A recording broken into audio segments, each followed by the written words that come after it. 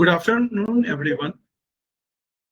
I, Neeraj, welcome you all on this BVSS CFO Series, of which the topic is AI in auditing, driving efficiency and insight. As per our tradition, at first I would like to request you all to start the program with Vande Mataram, which is tradition. So we all will sing collectively. Vande Mataram, Vande Mataram, Sujata Alaya Jasita Sasya Mataram, Vande Mataram,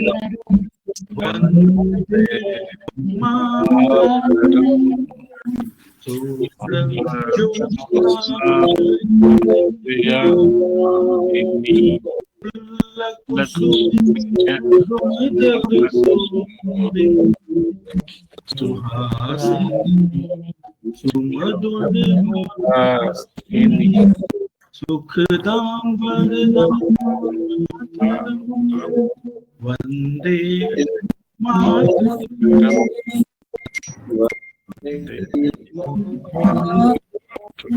Bharat Mata ki Jai. The integration of AI in auditing is revolutionizing the field, offering numerous benefits such as enhanced accuracy, efficiency, and fraud detection capabilities. By automating routine tasks, improving data analysis, and providing real-time monitoring, AI enables auditors to focus on strategic decision-making and high-value activities, ultimately leading to more effective and insightful audits. So today we are going to discuss on the various aspects of AI in auditing, its role in auditing, and for this, before starting the program, I would like to request our General Secretary Neeraj for his words of wisdom.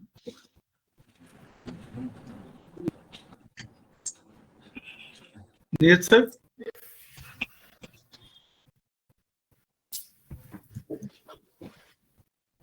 Neeraj ji muted hai, Ashish.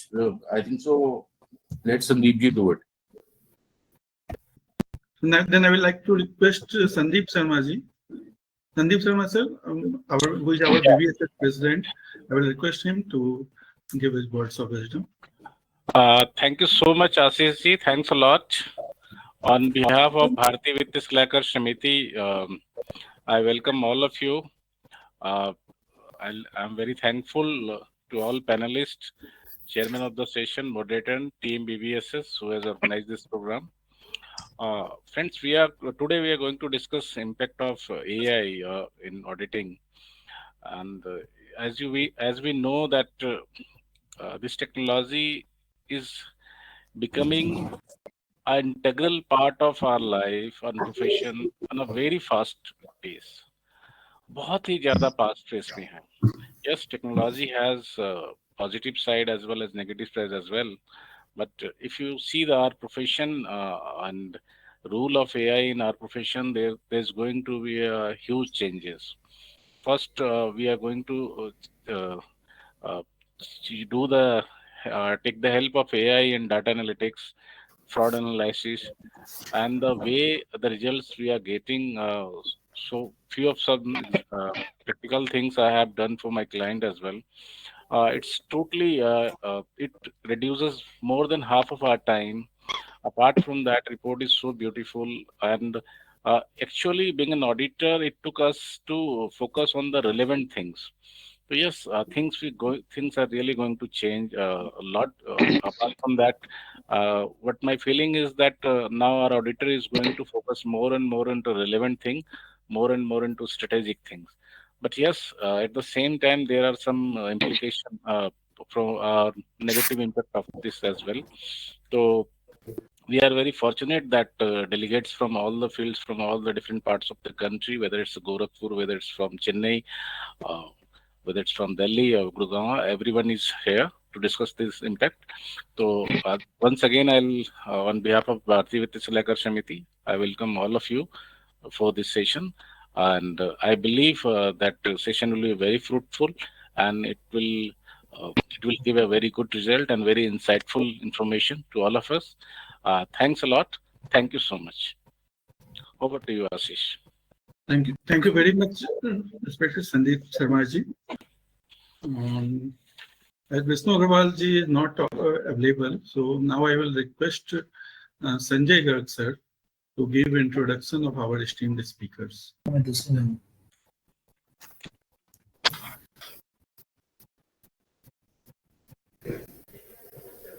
think I joined through Murli sir ID.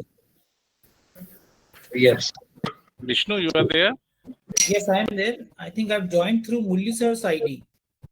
Okay. Okay, fine, no issue. Then, Sir, you give the introduction. I'll present the presentation. So should I continue this introduction first, or Vishnu ji will deliver the presentation? Sanjay ji आप introduction continue कीजिए. Okay. Thank you, Ashish ji. Thank you, Manu Karol ji. And I welcome all the learned panelists with us. So we have a list of 6 panelists with us. So I am privileged to read the brief profile of everyone. So first of all, the chairman of the session, C. Anil Sharma ji, is with us. He is in practice for the last 40 years. He is senior partner of Messrs. A. Sharma and Company, New Delhi. He is a part-time member in National Financial Reporting (NFRA), appointed by Ministry of Corporate Affairs, Government of India, for a period of 3 years, with effect from June 20. He is a co-opted member of the Committee on Corporate Laws and Corporate Governance of ICI for year 2021. He is an adjunct faculty with the Institute of Corporate Affairs. He was a non-executive independent director of UCO Bank, appointed by the Ministry of Finance, Government of India, for a period of 3 years. He was a special invitee to committee set up by MCA to frame the company's auditor's report. He is a member of Expert Advisory Committee of ICSI, and it is a very long list of the holdings and achievements of learned Sir Anil Sharma ji. So I welcome Su Anil Sharma ji. Next one, CA Gopal Agrawal ji. CA Gopal ji is with us. He's a VCom, FCA, LLB, Visa, IFRS. He has been serving the CA profession for more than 33 years, specializing in the areas of audit, taxation, and financial reporting. He has keen interest in academic for contemporary issues in financial reporting, such as IFRS, Ind AS, and the likes. Further, his area of super specialization comprises of reviewing and analyzing published financial statements to service various statutory compliance under the aegis of ICAI. So I welcome Gopal sir. Muralidharan R, IT Risk Advisory Practitioner. It's a very long list of some coding. It looked like some coding like CIA, CISA, CISM, CIPPE, CEH, ISO 27001, LA, ISO 31000, ISO 13485, PS 10012, DCPLA. So very long list, right? And he's having 15 years of IT risk advisory, total experience 33 years in governance, risk audit and compliances, specialist in integrated risk management, security integration with IS IT security, IRCA certified ISO 27001, SOC2 audits, IT audits, enterprise risk management, enterprise information security architecture, COBIT, data privacy, GDPR, privacy lead assessor, PCI DSS compliance, HIPAA, medical device regulatory compliance management system. So very, I think, sir, and actually we need to, during your deliberation, we need to understand the detailing and the brief about all these degrees or holdings, whatever you have. So thank you so much. Thanks for this opportunity to all of you. Welcome, sir. And Thank you. now I welcome Mr. Vikash Kumar.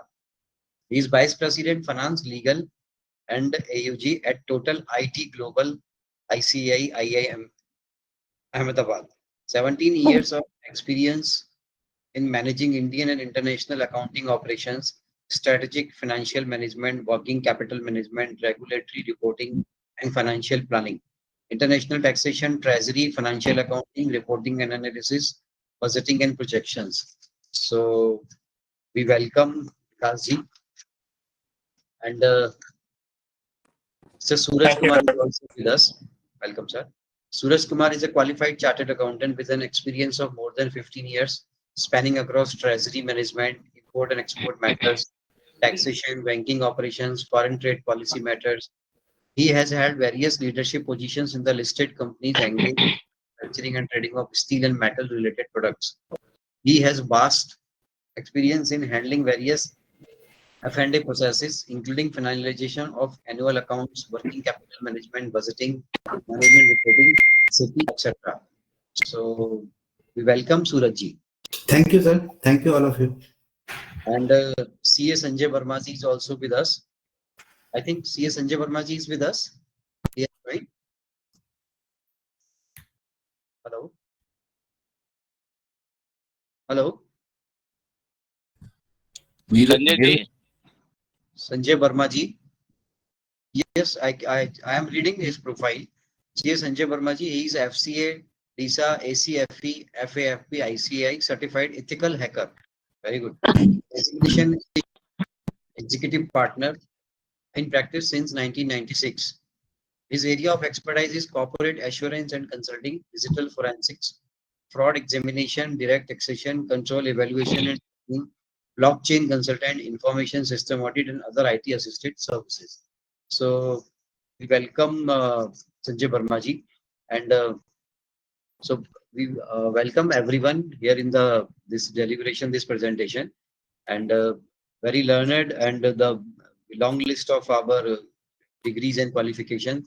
So definitely everyone will get benefited. So thank you very much. Thank you. Over to Ashish ji. Thank you very much, Sanjay Garg sir, for such nice introduction. Vishnu Agrawal ji, are you here? Yes, I'm there. So now I will request Vishnu Agrawal ji to give a presentation about BVSS. Thank you, Ashish ji. Good evening, everyone. Good evening. So let me make the presentation live so that people can see it. Then I'll present it.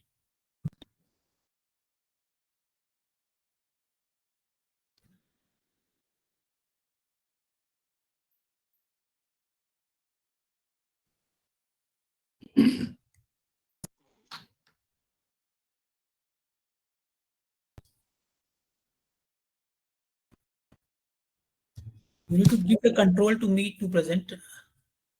Who is handling the presentation?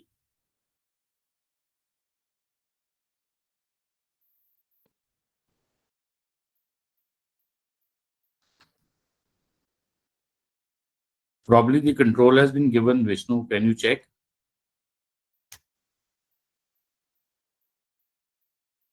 Let me see. Yeah.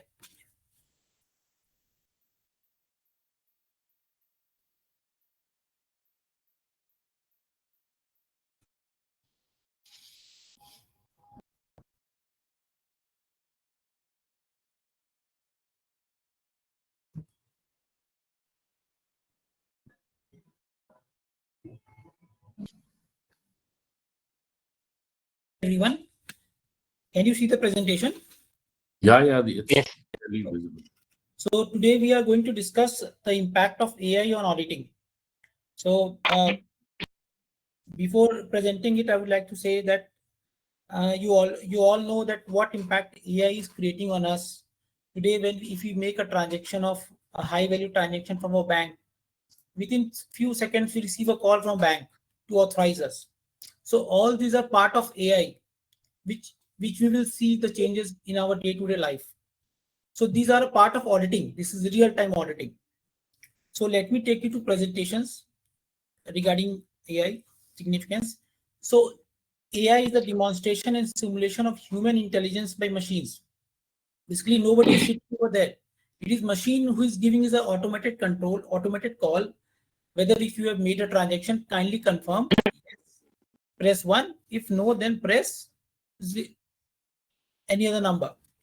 So there are many other tools like AI, robotic process automation, the Internet of Things, blockchain, which are there. But out of these, AI is emerging technology which is taking a lead of all these robotic and Internet of Things, because it allows to make decisions like human being. Plus, not only it takes the decision like human being, but it also improves itself, adapt itself to a new environment, which is making it a emerging technology. So going to the next slide, we'll say what AI is infinitely transforming the audit process, how it is improving our as an auditor process, what changes they are making in our life. So the first and foremost is they're helping us enhancing our efficiency and accuracy. We are taking, normally auditors take the leverage, we have done the audit on a sample basis. Now through AI, we can cover our 100% population and increase our efficiency and accuracy. So first and foremost impact would be our automation and data analytics, which is taking a part, which we can see in our day-to-day environment also. How our income tax, GST, and everybody is using these tools. Auditors are using the tools, and mostly these tools are being used by big firms, the automation and data analytics, which we mediocre and small firms, slowly they will get embedded to these techniques. So AI automates our routine audit procedures, freeing ourselves from time-consuming tasks, like regular tasks. So if you use the algorithm, AI will automatically run the process and give you the results. As an auditor, we have to only decide on the process data, right? It enables fast data processing, real-time reporting, and continuous monitoring. So seeing the point of view of audit in an organization, because most of the audits, checks, balances are being put by company itself within the organization before the external auditors point it out. So this real-time reporting, continuous monitoring happens within our organization through the internal process, internal audits, to check real-time what is being a red alert, what has to be controlled, and what has to be reported immediately. Then the auditor's role comes into risk assessment and decision making. So auditors leverage AI-driven insights to design audit procedures in response to specific risks. If we face a risk of any fraud, we put fraud-related controls, algorithms in our systems so that we can see what is going wrong. So we can design risk-related controls through AI. This ensures a more robust and efficient audit process, allowing auditors to focus on high-level strategic tasks. The third point would be enhanced risk assessment. AI facilitates continuous auditing by analyzing transactions at a granular level. So the more the complex our algorithm would be, the more granular level we can do our audit, right? So auditors can identify area of risk more effectively and improving our audit quality. So suppose we have put our AI algorithms in many areas, and we can see the most of the red alerts are coming through a particular area, suppose customer service or cashback or discounts. So our auditors can focus on that area which AI is giving us as a red alerts. This is the area where most of the cashbacks, most of the discounts are going on. This is a particular reason, particular state, or particular district. So auditor can focus more effectively on those risk areas. Future trends. So companies are already piloting or using AI in financial reporting, like Microsoft Copilot, an evolving AI tool which is being used by Big Fours in their assignments. And one of our Big Four is being using most of the tools like your drone to do the physical verification of stock. They've already implemented that. Then how AI is transforming the audit process. So those areas which we have discussed, those are the areas in which the audit process is being enhanced, like data analytics.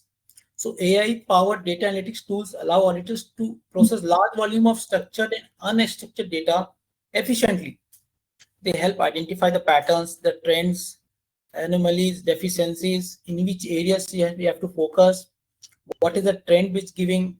So auditors get a ready process data to use their analytical skills. And sometimes AI is giving us the process data. These are the anomalies which we have to report. So auditors have to go and discuss with the clients and with the auditees. Then we have continuous auditing, which is helping auditors. Like if you put up the system where the continuous audit happens in listed companies, it is, if you see all the 12 months their auditors are sitting, internal auditors, your structure auditors, your other quality auditors. So AI automates your data collection, verification, analysis on an ongoing basis. It is a continuous approach which enhances the audit quality and risk assessment. So audit has become a continuous process now, right? So then we have fraud detection and continuous audit. So AI algorithm can detect unusual transactions or suspicious activities, which is helping auditors in identifying potential fraud. So earlier the auditor's role was to give a comment on the financial statements, accuracy and efficiency. Now it has changed a lot. Now through implementation on AI, the auditor's role would change in the coming future to, yes, to identify frauds. It might change. Then we have generative AI with tools like Microsoft Copilot, which assist auditors by focusing on complex and risk-based area of audit. One of the big four is using this Microsoft Copilot as their AI tools. Then what is generative AI? Generative AI is an artificial intelligence that can create original contents such as text, images, video, audio, or a software code in response to a user prompt or request. So it relies on sophisticated machine learning models called deep learning models. So these algorithms stimulate the learning and decision-making processes of the human brain.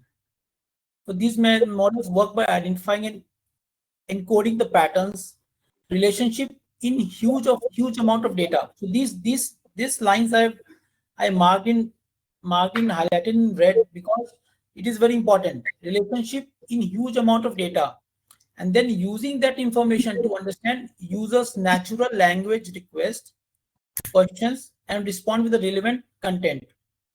So here where the AI makes its impact. So in a huge amount of data, the relationship becomes very, very difficult, right? So when AI comes into picture through encoding and through algorithms, it makes a relationship between these factors, right? So here AI makes a impactful in our audit process. Then if you see many of the country, like European Commission has already started making the law on AI, Artificial Intelligence Act. They've already started in April 2021 by making first cut, second cut, then they've adopted in the parliament. They're discussing it, final negotiation, and currently it is under process. And by late 2024, it would become applicable in there. So countries are also looking in that manner. Yes, if we have that tools, then there should be an act to control that tool, right? Then the AI tools which are being used in our auditing accounting field are Scribe, Vic AI, Indy, Talkiet, Blue Dot, TrueBeam.ai, Abzen, Data Snipper, BotKeeper, Smack, MindBridge AI Auditor. This is very common, and Auto Entry. These are the tools which are already being used in our audit and accounting field.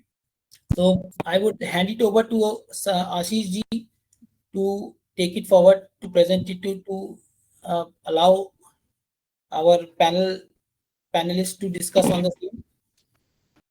Thank you, sir.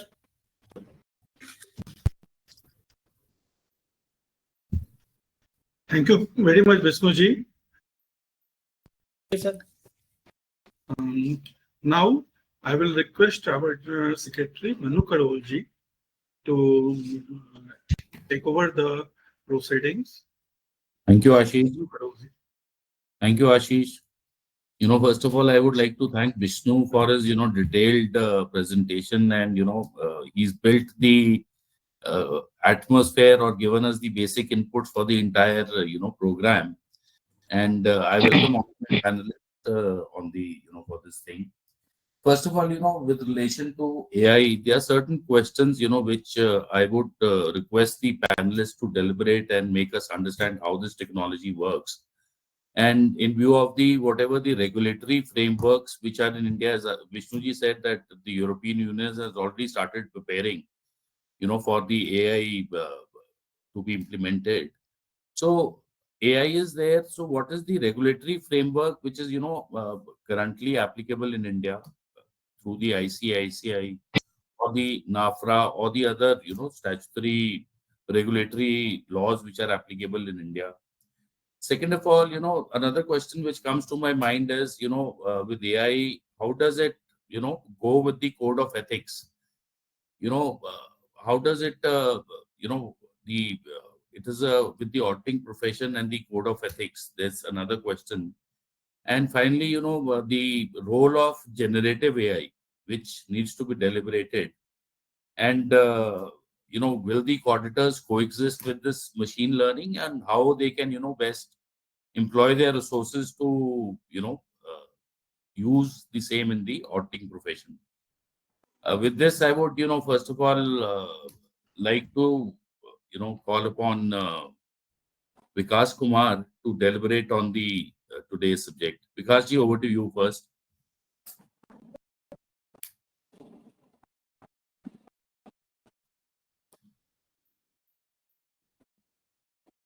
Vikash ji, can you hear me? Sorry, I was speaking on mute. So thanks, Manuji, for giving me the opportunity to speak here.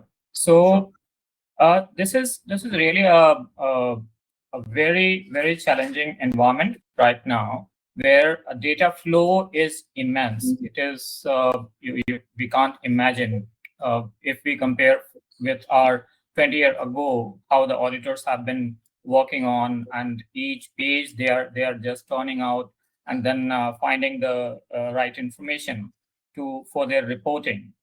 Nowadays, it is not possible at all. So for a very small firms, that is still there, but considering the volume that is coming up, so we can't imagine the earlier days.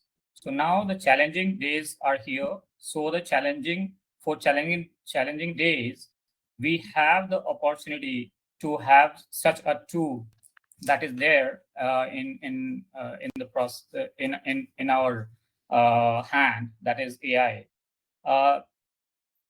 AI effectively, when we talk about it, is a very great tool and need of the hour also. Itself says that we have an opportunity. So professional opportunity is also coming in because with AI, a lot of risk also coming in. So risk in the sense we are simply relying, if we are using a tool, we are relying on some algorithm, as our previous speaker mentioned about all those areas. And that algorithm is made by certain assumptions. So our audit as a framework doesn't work on assumptions actually. It works on a fact. So that is one of the challenging area that is required to be addressed. So currently, as an audit framework and the new things coming in, ICI, NFRA, all these are working on. And our previous speaker mentioned about European Union has already working on. So we also have, I understand that we have started but this technology adoption is so fast that our pace is not in that direction, and that is right also, because we have to be a bit cautious, because our responsibility as an auditor, that is in fact it is more responsible, that we have to really see that whether the assumption of algorithm, whether it coincide with the risk areas that we have to really think on, and ICI, NFRA, and all our CA fraternity that are there to work on. And we have to work fast on learning these new adoptions so that we can give our inputs. I was reading an article from audit firm KPMG, and they have shown that they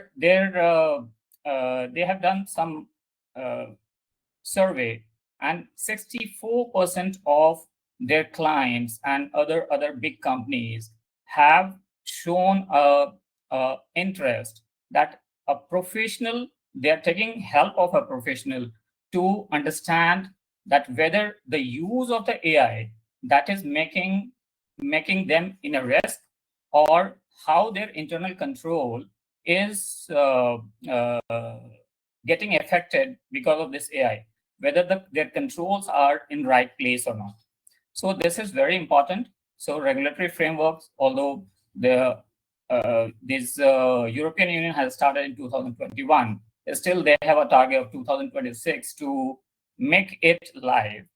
So we are also working on, our government is also working on, our institutions are working on, but it really needs a lot of pace to be coincide with the objective that we have to achieve. So this is all I wanted to give a perspective here. Thank you.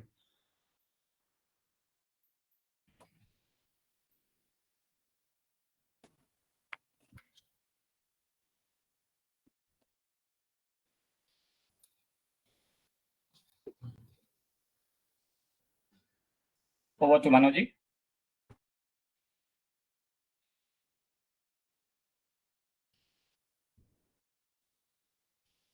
Hello, am I audible?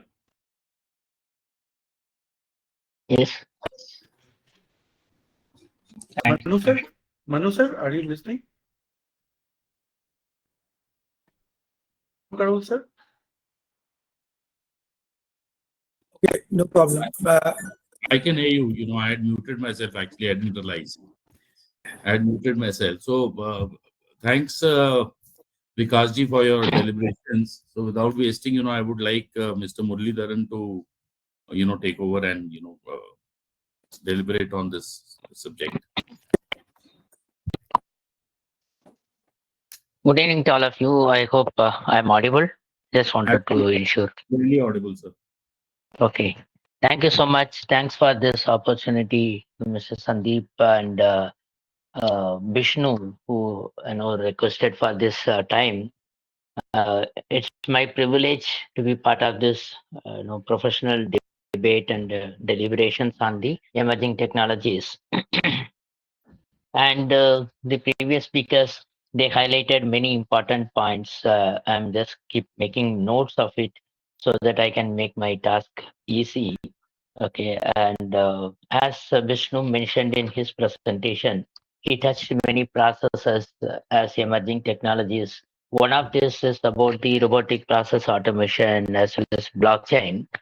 And since in the introduction it was already mentioned saying I'm in Ireland, I would like to throw some light on that of how it's actually happening in Europe.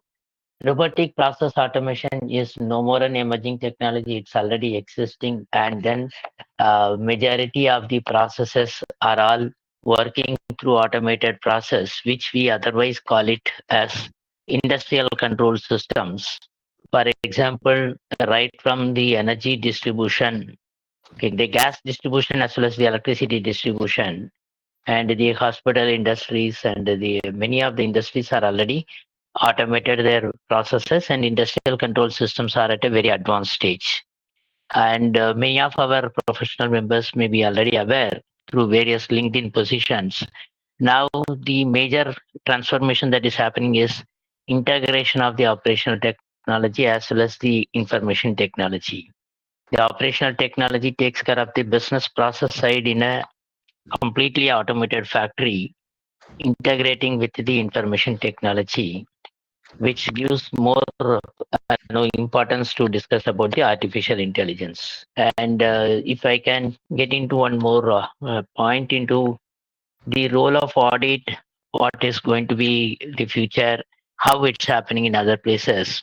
Yes, this artificial intelligence has simplified the audit process and made auditors' life easy to know where the exact risks are if I'm able to use the tool properly, and it ensures that my efforts are focused towards that. At the same time, the word of caution is that AI, while it is in the market, is still an emerging technology. Many researches are happening. Many of the original programmers and the product releasing companies are exercising adequate caution, saying that don't use AI as it is. You need to validate the algorithms. As Mr. Vikash Kumar also was highlighting, the fundamental algorithms based on which this AI is enabled in individual business becomes a focus point. And as an opportunity for the auditors, there are many opportunities. Only thing is that we need to quickly adapt ourselves to the existing technology environment, and we'll have to keep ourselves abreast with the latest technologies. The audit function profession itself is now expected to be a multi-domain professionals. With all these automation tools for the data and focusing on the operational risk elements, you start generating many exception reports. The role of internal audit will change, in a big way, to focus more on value adds, to see whatever the tools that are running in the system itself, throwing exception report. These are all the right tools, and these tools are implemented in a correct manner so that the outputs that are coming to the management for decision making is accurate, or at least near accurate. Because as we know, artificial intelligence is purely mission based, data based. Sometimes these data need to be interpreted in the context or the business scenarios to make any further decisions. The output of an artificial intelligence tool cannot be directly taken, and there is a very good role from the governance dimension for the auditors to add a lot of value in that. And the way the market demands, or the nature of queries, or the nature of inquiries that are coming from various clients, at least in European market, I could see where I have come across many of these type of requirement is about, do we have the skill sets of auditing the algorithms used in large banking industries? They wanted to ensure these algorithms are right so that they can depend on those business intelligence reports. So we need to develop our skill sets more towards the IT audits or Python based data analysis, and the skills to review the algorithms that are used in various tools. So there are many opportunities, good opportunities available, but we need to be updating ourselves with the current trend in the market. And in the European Union, as Anil touched the subject on 4 broad areas. One is how the technology works, and then number 2 is about the European Union and the regulation related. Number 3 is about the India regulation. Number 4, code of ethics. If I can touch these points, at least with the limited knowledge what I have gained in my experience in Ireland. Fundamentally, how the technology works, it all started with the basic data analysis of SQL scripting and developed into a big data analysis over a period of time. At some point of time, it was called as a data warehousing, and then now it is called as an artificial intelligence. All these are all working in the programming language called Python, which is nothing but like maybe an advanced version of SQL scripting. So if you have good skills on Python, we'll be able to understand this technology better, and then we will be able to use many customized tools. As far as European Union is concerned, in the artificial intelligence, yes, there is a draft law already. The objective is to ensure adequate governance processes are in place wherever artificial intelligence tools are implemented. AI governance itself has become a separate certification area now. International Standard Organization has already released a standard. It is 42001, focusing on artificial intelligence governance. Before that, it was ISO 27001, which was on information security control.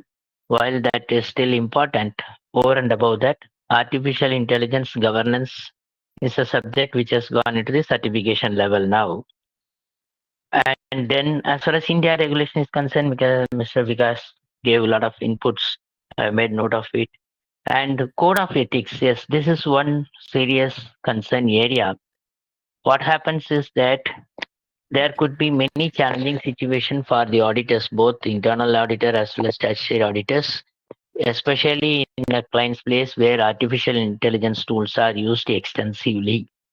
Because as a third-party agencies, when auditors certify, there are many expectations to certify the processes adapted in generating those outputs, to see the integrity of those outputs. Okay, what is the level of independent assessment that has been carried out?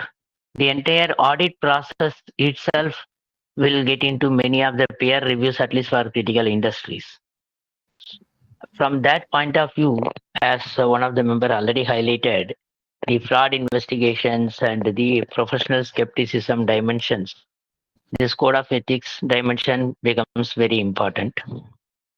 Role of generative artificial intelligence is only adding more risk dimension into the entire gamut of artificial intelligence, because these generative artificial intelligence tools are capable of creating any output which will make it difficult for somebody to differentiate what is a generated one as well as what is a real one.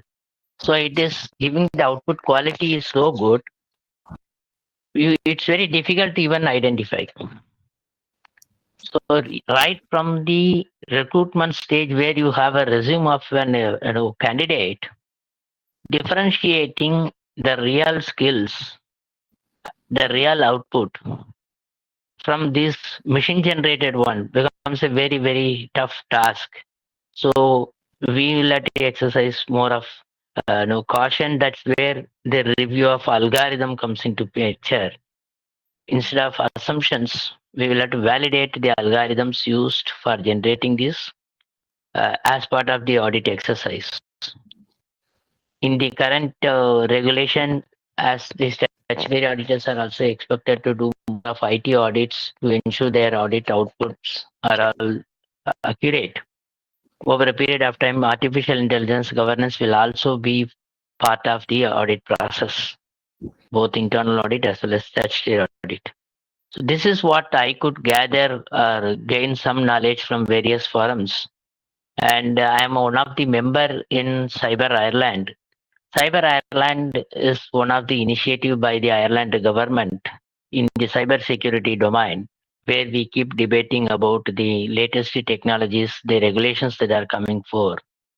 So this artificial intelligence is the key subject which we are regularly touching.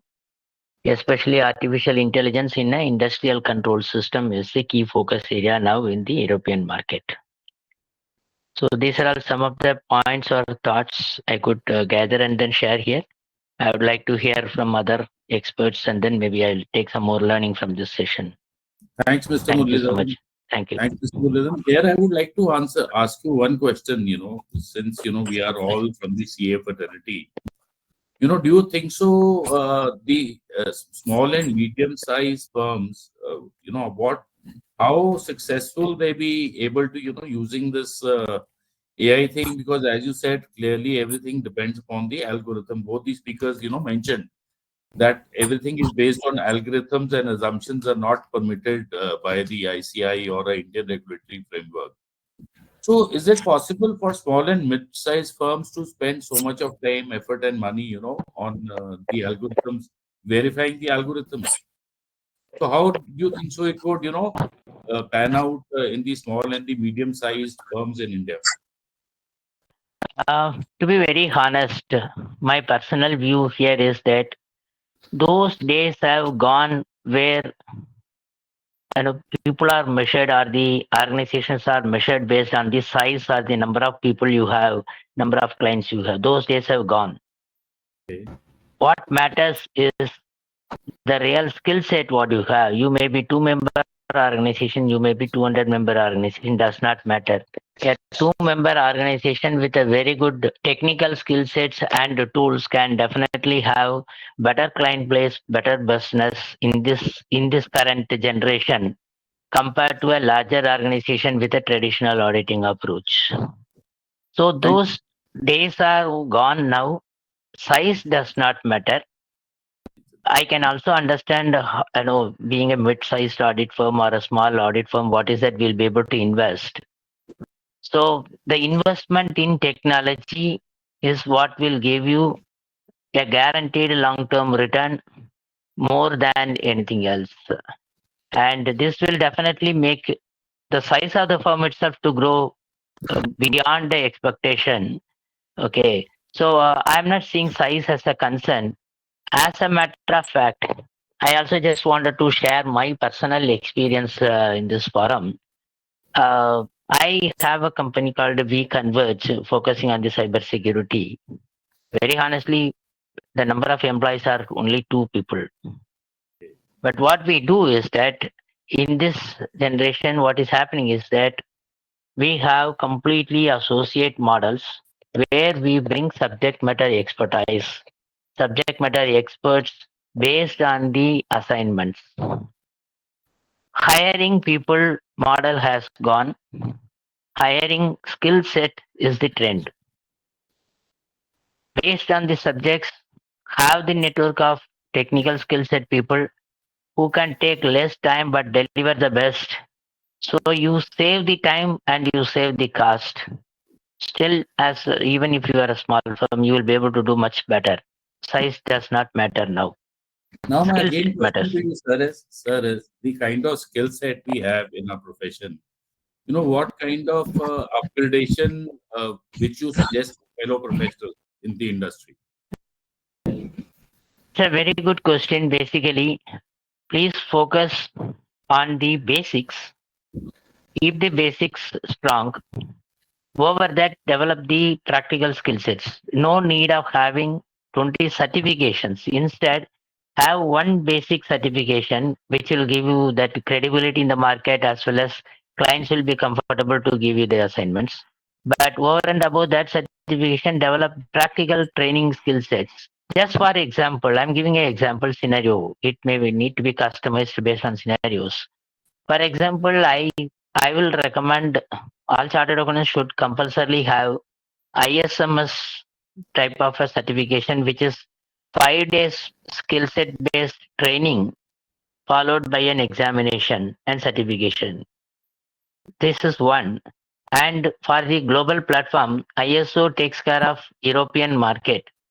For the US geographies, it is the CISA. So just have these 1 or 2. That should take care of your basic level of the knowledge and certifications. Over and above that, bring more of training based, skill set based, continuous learning as a process or as a model.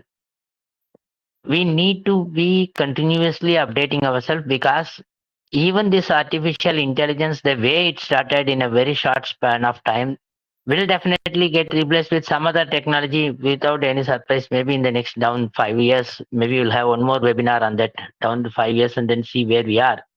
Because the changes are happening in such a speed, cybersecurity professionals are themselves highly confused of where it is heading. Okay, so the simple direct answer is for chartered accountants. In practice, I have many chartered accountant friends. For them, please have basically ISMS 27001 skill set. If possible, add CISA. Or if you are not focusing on global clients, if you are focusing on Indian market, please focus on the artificial intelligence governance process. These two things should give you a very good starting point, and based on your clients, you can further develop the skill set. Nowadays, banks have started insisting, especially in India, many banks have started asking for skill set development and the experienced people in artificial intelligence algorithm review and certification. They know the market is too early to expect, but this is what they are expecting nowadays. Thanks, Mr. Muralidharan, for your bright insights and good learnings for all the members.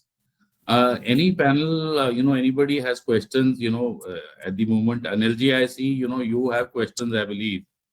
So in case, feel something is related to the subject, we should, take them straight away. The topic is hot. Yeah, thank you, Manu. I think at this stage, I would just like to highlight one point which has been mentioned is about the algorithm bias. You see, since there is a lot of opacity surrounding around how algorithm operates and how the decision-making processes are inbuilt into that. So to address that, I think we have to look at our present standards on auditing, which is the SS600 series, where we are talking about use of work of another auditor or other professional. You see, I can give you a parallel when we were used to examine how a actuary has created a liability and what are the assumptions has been taken by him to determine a particular liability. Similarly, I think our standards would definitely force us or ask us to look into this, some of the background, how algorithm works, what are the parameters which has been built in based on which some decisions are being made. So that those are going to be very, very important. And I think that would also be relevant from our another set of essays, which are 600 series, which is the audit evidences. There also how we are creating those audit evidences and how algorithm has used the data to create that audit evidence and keeping a track of that and keeping that as a part of our working papers is definitely a question which came to my mind when I was listening to Mr. Muralidharan very aptly. Thank you. Thank you, Anilji. It was for your valuable insights.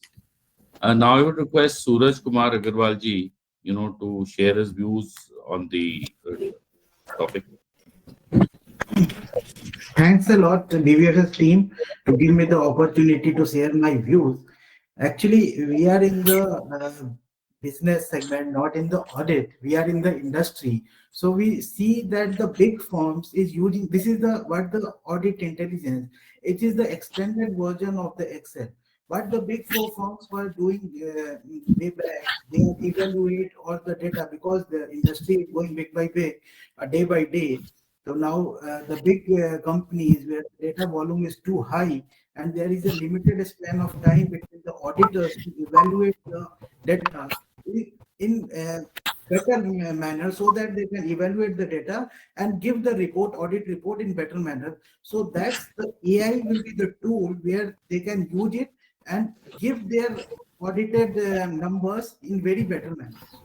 So that's the thing, you can evaluate the data in better manner. And everything already the impaneled speakers which have already shared that what is AI, how we can use, how you can use the algorithm, how can we use the data in that, in the better manner, we can use the data, monitor it, and accordingly we can evaluate. Not in the audit, if you are doing the, if you are a CFO in the company, then you have to evaluate the business also. So if you are using AI tool in your system also, you can evaluate the data in better manner and give your decision making in better way. So that's my view on the AI. Thank you, Suraj. We have one question here in the chat box which says that ISMS 5 days is 27,001 is LA course. Instead of going for CISA, can we go for LA on 270017 or 270018 for cybersecurity? Probably, Mr. Muralidharan, this question is for you actually. Very interesting question, and this is a very frequently raised question. I hope you're able to hear me. Okay, in India, what is happening is that many of the regulators have preferred ISMS 27001 as a cybersecurity standard. For example, RBI, IRDA, SEBI, all those regulations have mandated the cybersecurity framework compliances based on ISMS 27001.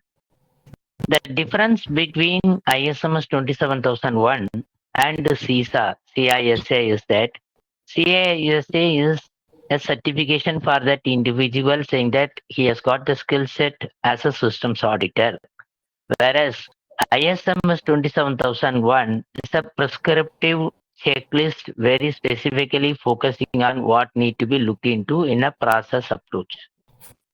The way I will put it is that both these things are all important. One is a certification for your clients to recognize you as the auditor. The ISMS is more for you. It is a helping tool for you on, yes, I have CISA as an auditor certification, but how do I do an audit when my client is giving an assignment? ISMS comes in picture. ISMS is like your checklist, which is more practical approach and very easy to adapt, develop the skill set for the team. I will say that both are investments and both are important. If you have to take one out of these two, I will recommend ISMS. Thank you, Mr. Muralidharan, for your clear, answer. I hope the person who asked the question has got the answer. Yes. Walji, I see you. Any questions from your side? No, just I want to add on something, Manuji. I was, because I was just waiting. Am I audible? Yeah, clearly audible, Gopalji. So, Manuji, just I want to add something, as you have asked that there is any legal framework so far as the AI is concerned.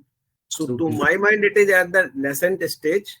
As of now, to my mind, except this cyber security and all that, no law has been codified from the ICI side, whether it is in the code of ethics or other legal framework.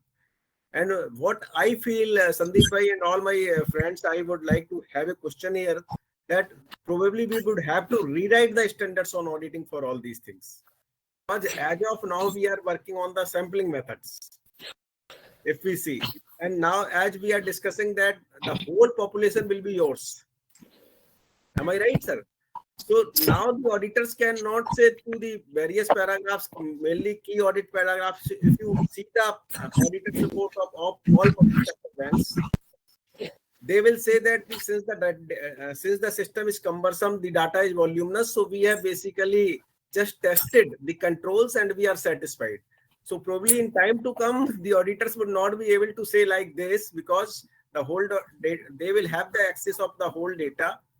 Question number one. So probably we need to revise the standards on auditing internationally also, because we are at par as far as standards on auditing are concerned. We are internationally at par.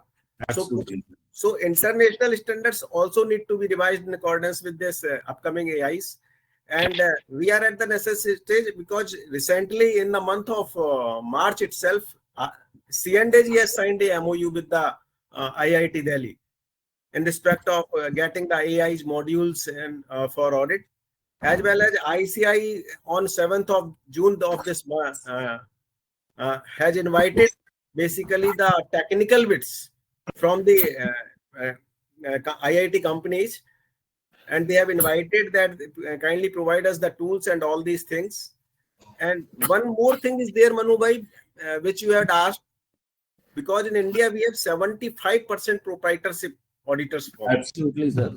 So that is the biggest challenge. What I feel, if you are having, if you are basically this AI tools are costlier, then we will have to go with the model of Murali ji. Then you will have to hire the people. So that was my question. That was my question, because most You will of the have to hire the skill set instead of having the people. Hiring the people. So all these are basically the challenges in time to come. And of course, what I feel that the responsibility of the auditors is going to be enhanced by this AIs immensely. it has to be that. Yeah. So coming back to Anil ji is the best. Anil ji is there. He is basically authority on the subject. Anil ji.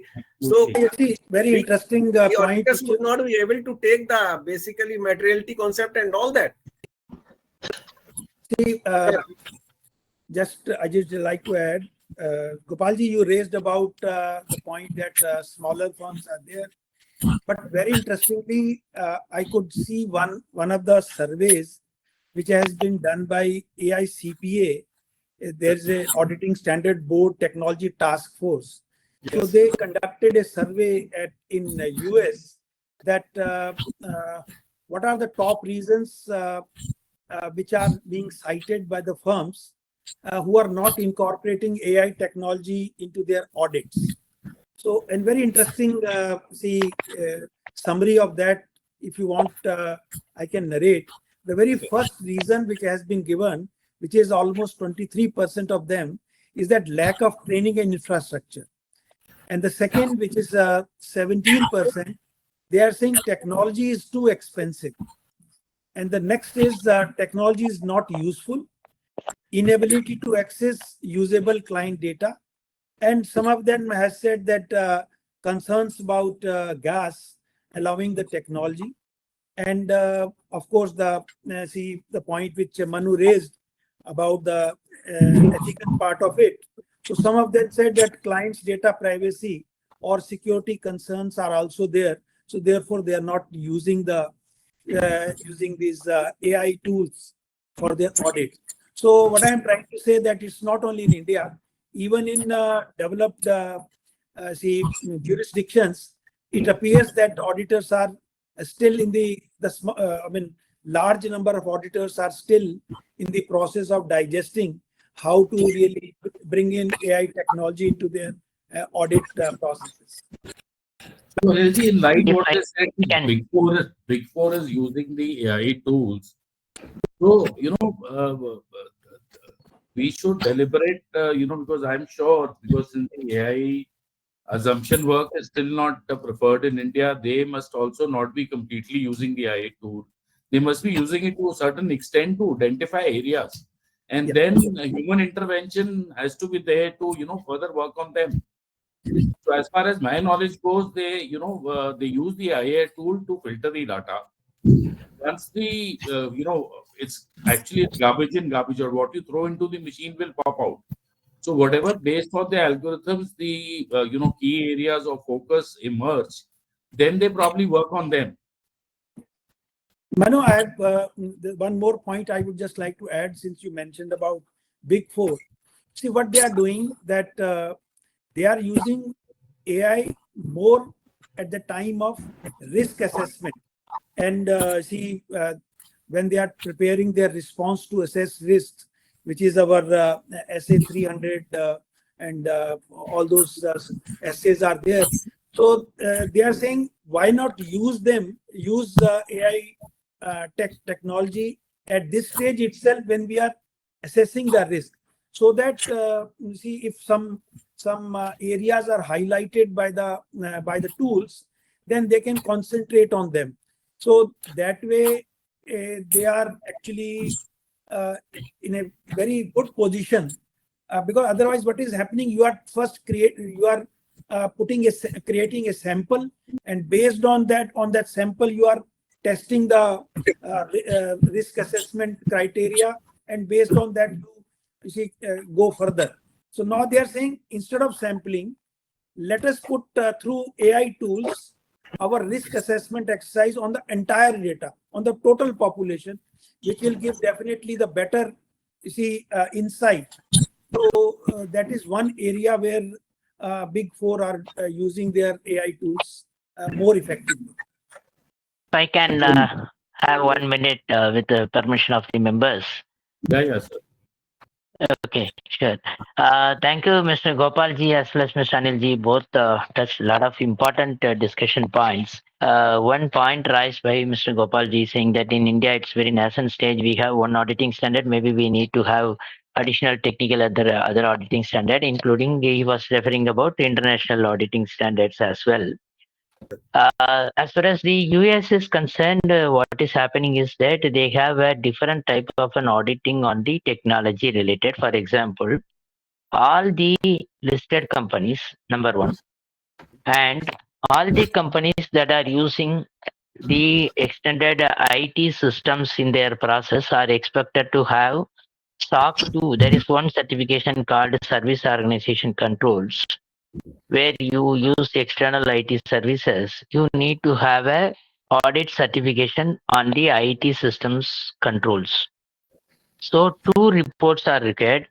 One will be of your financial statement related audit reports, plus they are also supposed to get a periodic audit done on their IT systems. So the technology audit focus is very much there in multiple parallel platforms.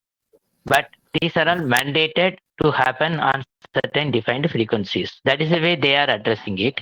When it comes to Indian standards, we do not have any such standards except in the regulated industries.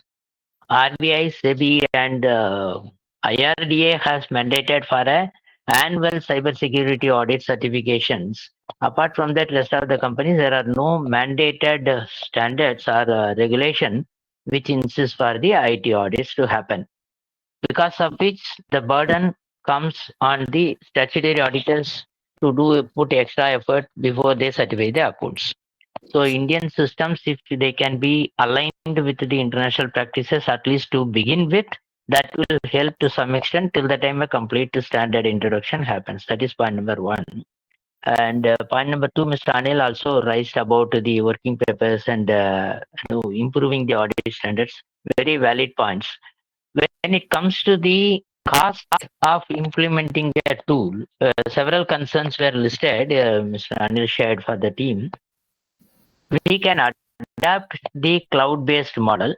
Cloud-based models are subscription-based cost, which is definitely not a big amount if you can explore some of the tools.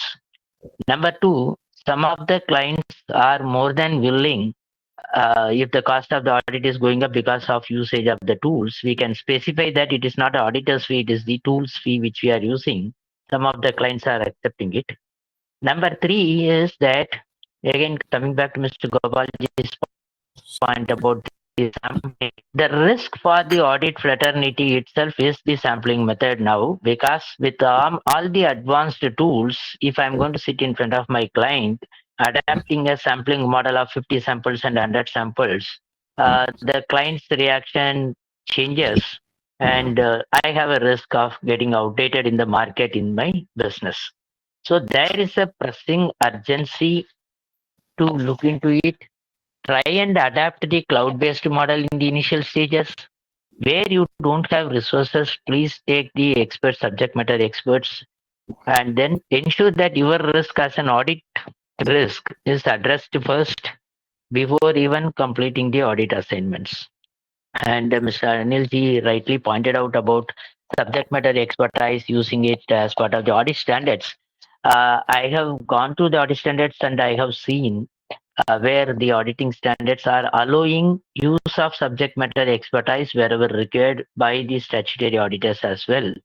So there are provisions in my past experience in interacting with multiple chart document firms.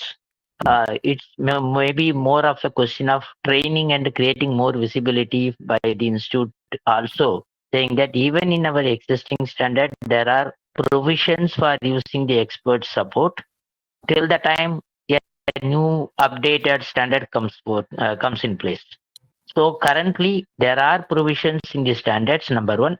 Number two, there are cloud-based tools available at low cost, point number two. Point number three, you can always take subject matter expertise at a low cost, especially for audit firms to mitigate the risk. But somehow, by some model, this has to be addressed as part of the audit process. Thank you for this opportunity. Thank you, sir. Thank you for your valuable insight. Yeah, Mr. Muralidharan, I have one question to you. You Yes, see, when you are using cloud-based tools, you see, sometime as per our code of ethics, you see, we would be sharing our clients' data with a third party, which creates some legal issues. How do you address that? There are 2 points. For example, I will specifically talk about GDPR, where there are many data restrictions are there in sharing it to third parties. I'm a GDPR practitioner as well. Number one, if it is crossing the geography. Number two, if it is not crossing the geography within the country. In both the scenarios, there are standard defined clauses which puts the responsibility equally on the processing agency as well.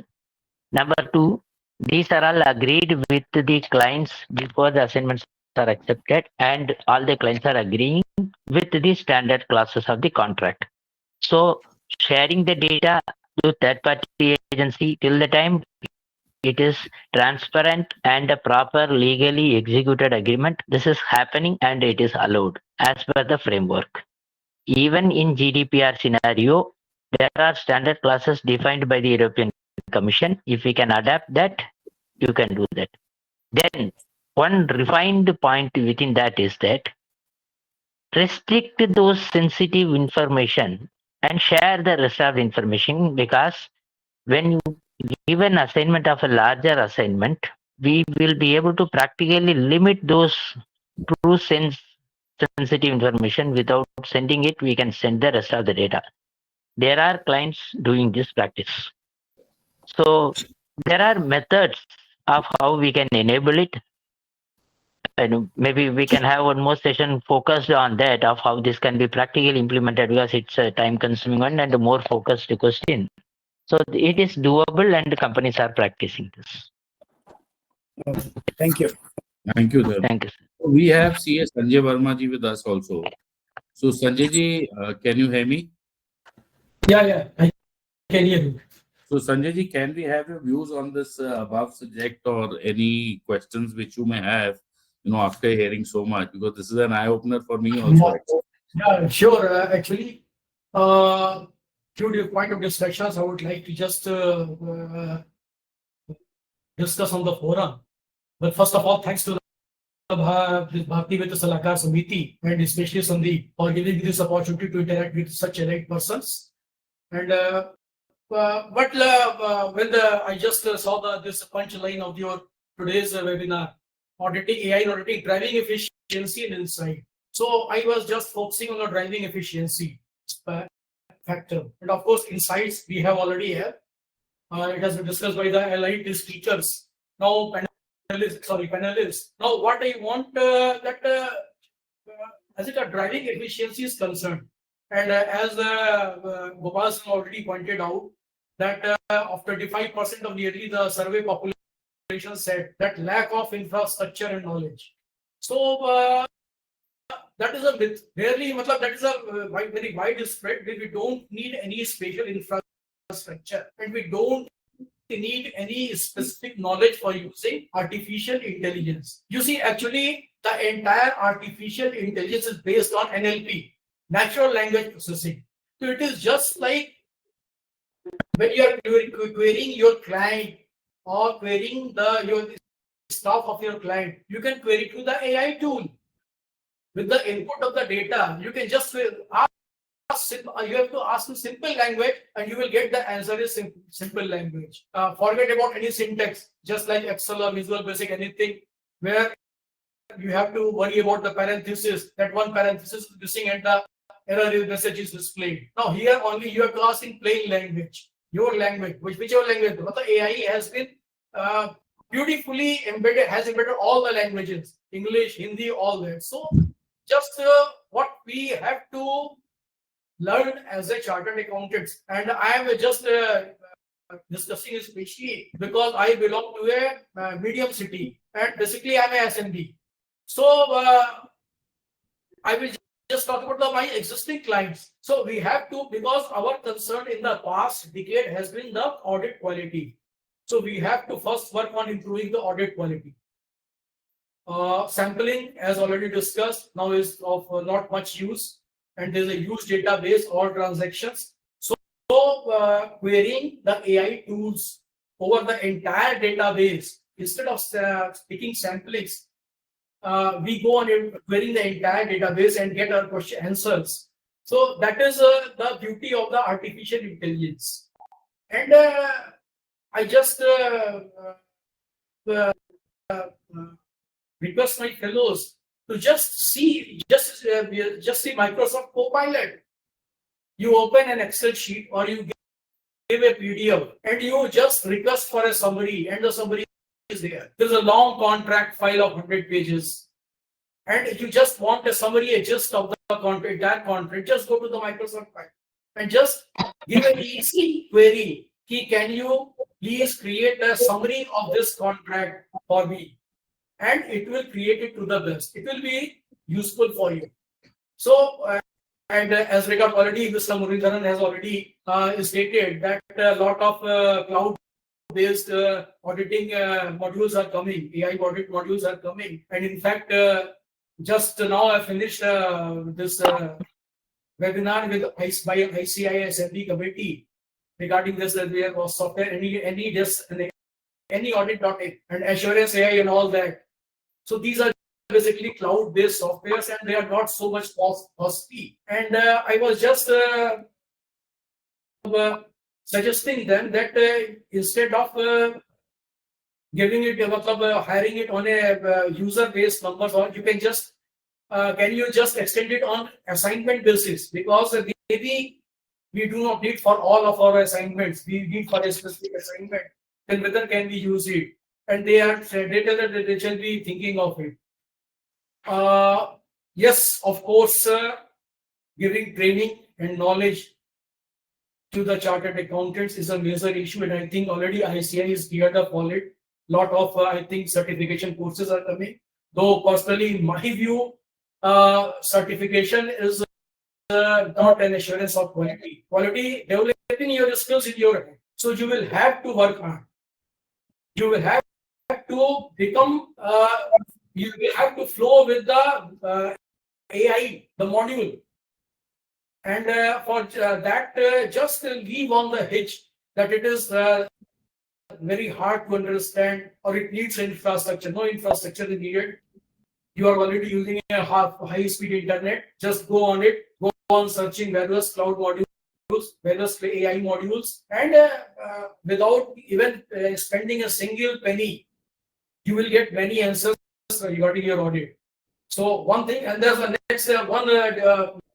Manu just raised a point. Code of ethics. Friend, code of ethics. Ethics is always concerned with the human, because I don't think that any machine is going to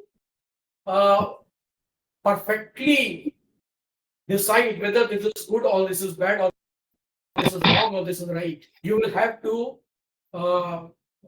apply your analytical skills to get the answers, and that is the caliber as an auditor for which you have been trained.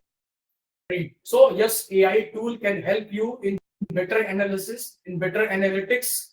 They can be suggestive, but they cannot be decisive. They can never be decisive. because but in a particular circumstance, in a particular atmosphere, what is the condition? Because AI, what is AI? AI is just a pool of knowledge. The knowledge we have put on, the decades of knowledge have been put into the AI so that they can give human-like decisions. But just like a human cannot always be correct, AI can always not be correct. So you have to interpret the decision or solution given by AI according to the circumstances, according to the local, the environmental, and all these factors we have to keep in mind. So these things, and I think ICI is already doing much to make the AI module, AI modules available to the SMEs at a very reasonable cost.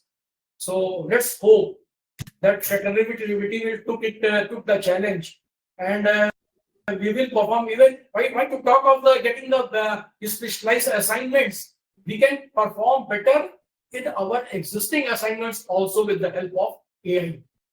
And algorithm for SMBs, I think they need not to understand algorithm. Let the developers, the people think of it and just give you a hand over a tool, and then you can do whatever you can do in the best way. That is my opinion. Thank you, Sanjay. And thanks for remembering, we all chartered accountants belong to a generation where we used to work on calculators, and today we started working on laptops. And I've always said in the profession, the institute only certifies two things. One is he's a chartered accountant, he's hardworking. Second is he's got basic knowledge of law. Then you have to, grow on your own. So you have, basically reformed that, we have to work on our own to grow further. So there are no questions in the chat box. No, Manu, I have one question. Yeah, Anilji, I was about to hand over to you only. Okay. You are the chairman of this session. Okay. So we would like to hear your views as well as your questions also. Sure. So first of all, all the speakers, our faculty has given us insight of this new area of artificial intelligence. I think I can conclude with the two sentences which I tried to frame. And the first one is, this, in fact, it was there in somewhere in some literature also. They are now saying that audit software, if it is not incorporating artificial intelligence, it is now obsolete. So it means we have no choice but to bring in artificial intelligence into our audit process. Mr. Muralidharan has rightly mentioned that in the case of auditors who are auditing listed companies, in most of the jurisdictions, it is now mandatory to bring in this skill set into the auditing process. But otherwise also, if it is not mandatory, still, I think it is very helpful, and we require that to be incorporated. Second point, which very interesting phrase which I could make out, but Mr. Muralidharan mentioned, he said hiring manpower is over, hiring skill set is on. Absolutely. So that's a very interesting statement, and that encourages us or directs us to that we should be looking for developing skill set for AI, not only for ourselves, and then but also recruit persons of this skill set into our firms. See, there was a few questions and which are, I think, still unanswered, and these are definitely requires a lot of attention. For example, Gopalji mentioned about if you look at our auditor's report, the entire basis of our audit report is that we have carried out our audit on sample, based on sample. So are we still, or is it true now, or are we, how our standards are going to change that? That is one. And how regulatory framework comes up to support us, or rather to allow us or to force us to bring in AI into it.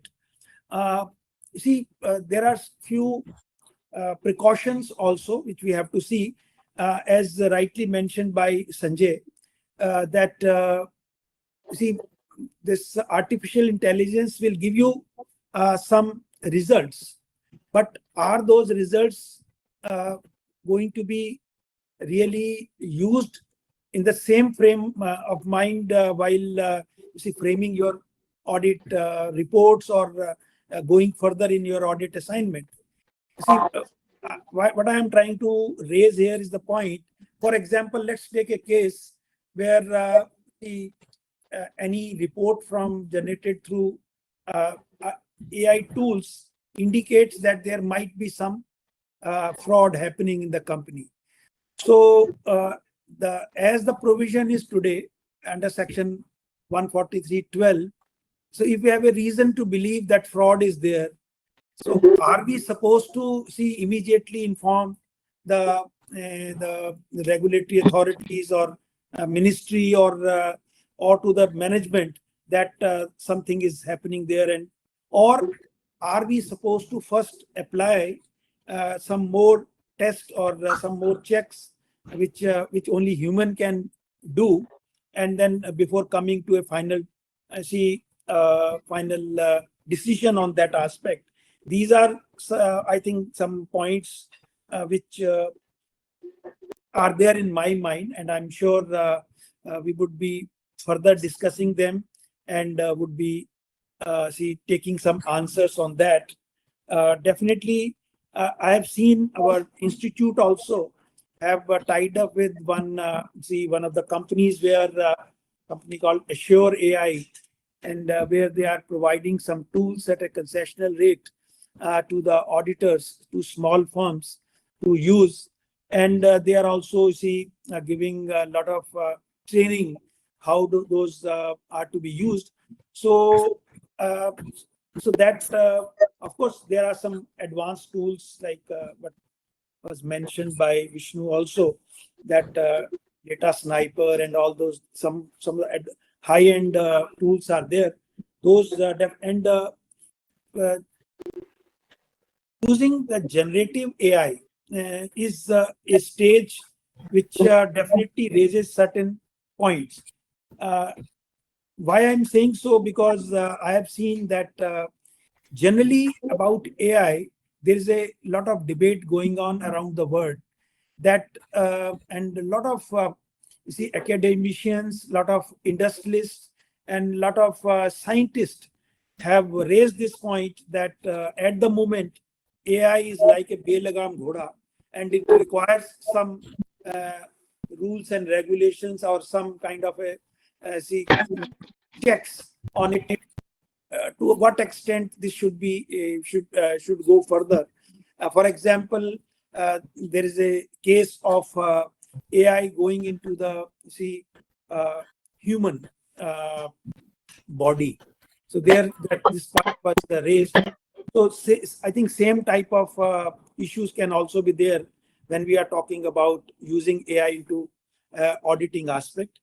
So frankly speaking, I have nothing much to add here.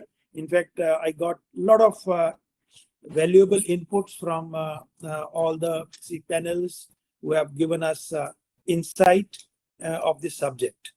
So Manuji, I think with this, I would like to thank you for allowing me to chair this particular session. Thank you. Thanks, Anilji. We had you chairing this session was wonderful for us, in fact, and I'm sure we, including the panelists, have also gained by your deliberations and your questions and your things. So thank you very much for attending. I would request Sanjay Garg to give the final vote of thanks. Thank you. Really, it was a wonderful discussion. It was very in-depth discussion, and the topic is a little complicated, not so easy to understand. But our learned panelists has delivered it very well. So I thank you very much, everyone, with core of my heart. And thanks to the VBSS team, our worthy president, general secretary, and all the team member, convener. And hope we will keep continue the other aspects of this AI. Like first we did on accounting and then auditing, and then we will keep continue. So thank you very much. Thank you. And meet again. Thank you. Thank you, panelists, for sparing your valuable time and enlightening us with valuable information. And thanks BVSS for organizing such a wonderful program. Thank you, everybody. Bye. Thank you, sir. Thank you so much. Thank you. Thank you, sir. Thank you.